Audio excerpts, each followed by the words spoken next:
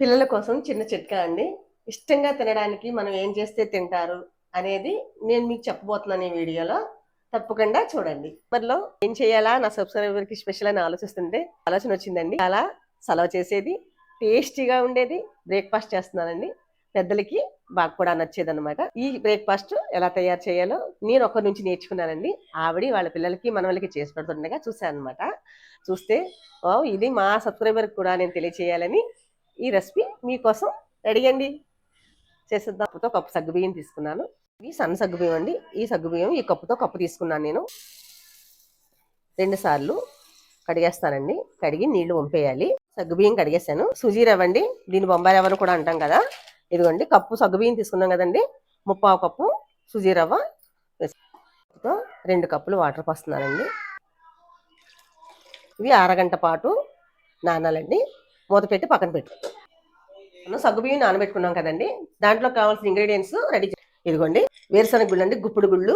ఇవి వేపి పొట్టులు చేస్తాను. ఇవి చెక్కాబద్ద కింద మిక్సీ, 1 ఇంచు అల్లం ముక్క, 4 పచ్చి. ఇవి చెక్కాబద్ద కింద చితక. పొట్టు అరవసరం లేదండి, నీట్ గానే ఉంది, కడిగేసాను. సగ్గుబియ్యం నానబెట్టి అరగంట పైన అయిపోయిందండి. ఇప్పుడు ఎలా నానియో చూసి చక్కగా గింజలు ఇలాగా నానిపోవాలన్నమాట. ఇదిగోండి దీంట్లోకి అల్లం మిర్చి చిత కొట్టుకున్నాం కదండి, దీన్ని ఇందులో వేసాను. ఒక బంగాళదుంప సరిపోతుందండి. ముందుగా బాయిల్ చేసి పెట్టుకున్నాను. పొట్టు వలిసేసానండి. దీన్ని ఇలా మెత్తగా మెదిపేయండి. ఇలా మెత్తగా మెదిపేస్తారండి, ముక్కల్లా లేకుండా వస్తాయి. ఇది చూసారండి, ఇలాగా స్పూన్ జీలకర్ర అండి. మెత్తగా మెదుపుకున్నాం కదండి, ఈ బంగాళదుంప మిశ్రమాన్ని ఇందులో వేసి దీనికి ఒక గుప్పుడు కొత్తిమీర అండి, సరిపడంత సాల్ట్ స్పూన్ అండి. ఈ మిశ్రమం మొత్తం కలుపుకుందామండి. మొత్తం అంతా కలిసేలాగా కలుపుకోవాలండి. చూసారు కదా. ఇప్పుడు మనం వేసుకునే సగ్గుబియ్యం అట్లు వేసుకుంటున్నాం కదండి. ఇందులోనే పిల్లలకి ఇంకా హెల్దీ ఫుడ్.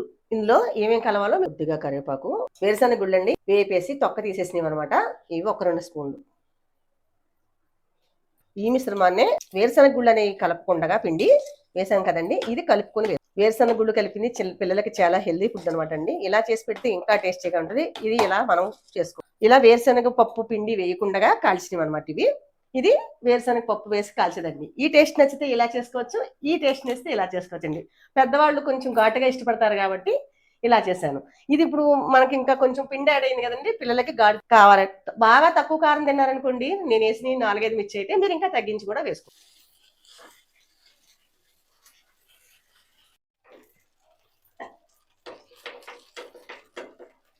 వెనక్కి తిప్పుకున్నప్పుడు కూడా సమానంగా ఏగాలంటేనండి, ఇలా సమానంగా గుంటగట్టుతో స్పూన్తో అయినా ఇలాగా మనం చేసేసుకోవచ్చు. చూడండి, ఇలా చేయండి. ఇలా చేస్తారండి, తిరగేసుకుంటాం కదండి. తిరగేసుకున్నప్పుడు కూడా బాగా కాలుతుంది. మనం లాస్ట్న ఒక అట్టుకి వేరుశనగ పప్పు అది వేసి కూడా చూపించాను కదండి. ఇదిగోండి, ఇది కూడా లాస్ట్ అయిపోయింది అనమాట. ఒక్కొక్క అట్టుకి 10 నిమిషాలండి. 10 నిమిషాలు నెమ్మదిగా కాల్చుకుంటే బాయిల్ బాగా అయ్యి మనకి తినేలాగా టేస్టీగా కూడా ఉంటుందండి. ఫుడ్ పిల్లలకి ఇలా వేరుశనగ గుళ్ళు వేసింది చాలా ఇష్టంగా పెద్దోళ్ళు తింటారు, చిన్నోళ్ళు తింటారండి. కానీ చిన్నపిల్లలకి ఇంకా ఇష్టం కాబట్టి ఇది స్పెషల్గా వేసి పెట్టుకోవచ్చు మనం.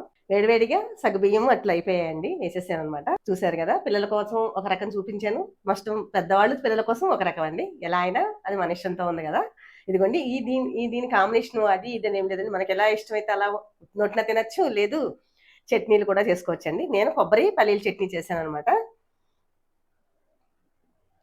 ఇలా మీరు ట్రై చేయండి. మీకు ఎలా వచ్చిందో కామెంట్ చేయండి, లైక్ చేయండి, షేర్ చేయండి, సబ్స్క్రైబ్ చేయండి. మర్చిపోకండి. నెక్స్ట్ వీడియోలో కలుద్దాం. బాయ్.